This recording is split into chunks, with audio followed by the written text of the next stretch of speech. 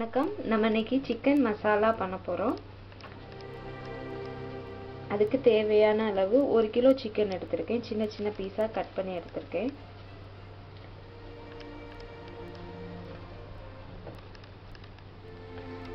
மூணு வெங்காயம் எடுத்திருக்கேன். பெரிய வெங்காயம் 3 வெங்காயம் கட் பண்ணி எடுத்திருக்கேன். ஒரு பெரிய தக்காளி பழம் கட் பண்ணி எடுத்திருக்கேன். பச்சை மிளகாய் 3 பெருசு கட் பண்ணி எடுத்திருக்கேன். அவ்வளவுதான். அதுல எண்ணெய் ஊத்திருக்கேன். எண்ணெய் நல்லா காஞ்சிருச்சு. இனிமே இதுல சின்ன துண்டு 2 பட்டை, 2 கிராம்பு, ஒரு நட்சத்திர சோம்பு, ஒரு ஏலக்காய், கொஞ்சமா சோம்பு, நல்லா கொஞ்சம் காஞ்ச உடனே இதுல நம்ம வெங்காயம் சேர்க்க போறோம். ஓரளவு இதாயிடுச்சு. ரொம்ப கருக விட்டுறக்கூடாது. ஏலக்காய் வெடிச்சிருச்சு. இதுல நம்ம வெங்காயம் சேர்க்க போறோம்.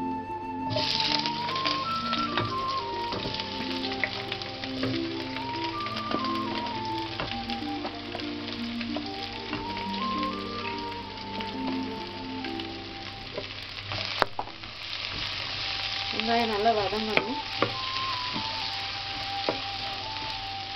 வெங்காயம் வதங்குறதுக்கு லைட்டா உப்பு சேர்த்துப்போம்.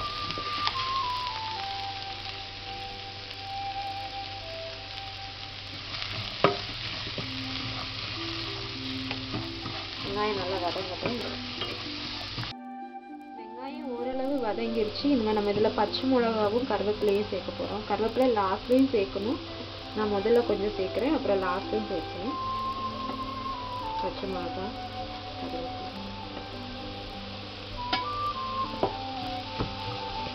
இதுவும் நல்லா சேர்ந்து வதக்கணும்.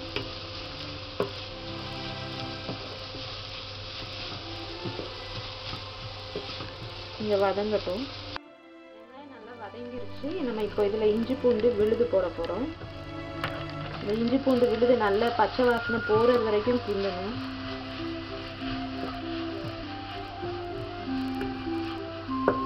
பச்சை வாசனை போன பிறகு பண்ணாதான் நல்லா இருக்கும். ஏன்னா இல்லைன்னா கசந்துடும். இஞ்சி பூண்டு பேஸ்ட் நல்ல பச்சை வாசனை எல்லாமே போயிருச்சு. இப்போ இதுல நம்ம தக்காளி பழம் சேர்க்க போறோம். தக்காளி பழம் போட்டு நல்லா வதங்கணும். தக்காளி பழம்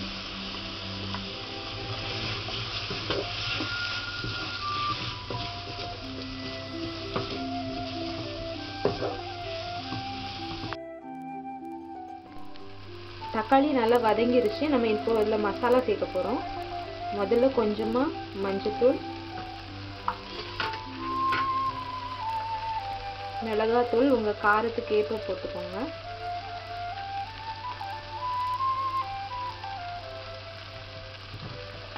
மல்லித்தூள் அதை விட கொஞ்சமா கம்மியா போட்டுக்கோங்க.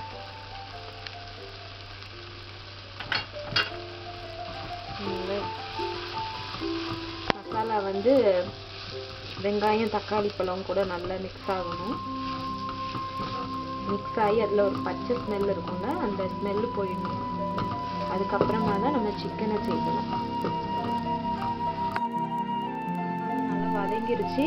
பச்சை வாசனையும் போயிடுச்சு. நம்ம இனிமேல் சிக்கனை சேர்க்க போறோம்.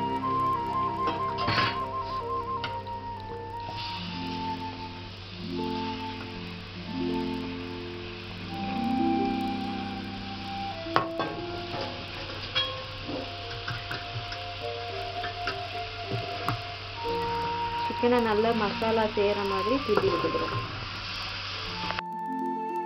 சிக்கன்ல கொஞ்சம் தண்ணி வர ஆரம்பிச்சிருச்சு. நம்ம இந்த டைம்ல கொஞ்சமா தண்ணி சேர்க்கிறோம்.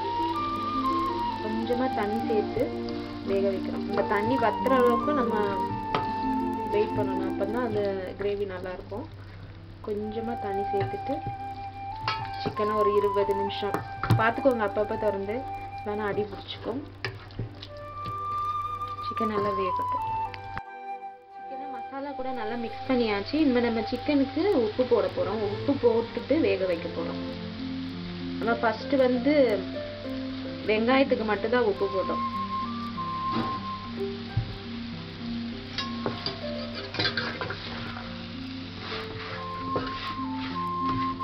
இப்பவுமே சிக்கன்ல இருந்து தண்ணி வர ஆரம்பிச்சிருச்சு.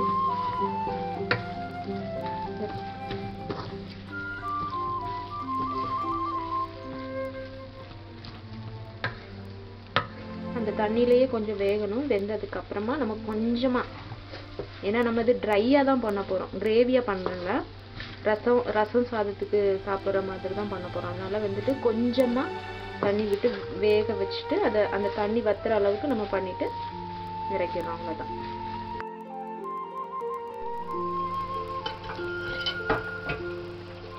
சிக்கன் நல்லா வெந்துருச்சு,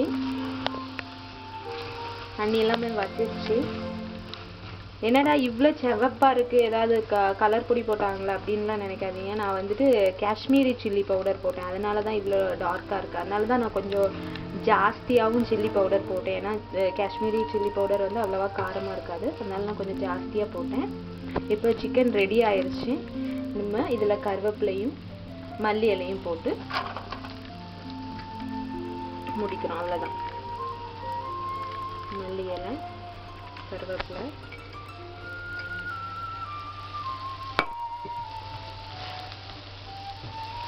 ஸ்டவ் ஆஃப் பண்ணிடலாம். பார்க்கவே ரொம்ப நல்லா இருக்கு. நீங்களும் உங்கள் வீட்டில் ட்ரை பண்ணி பாருங்கள்.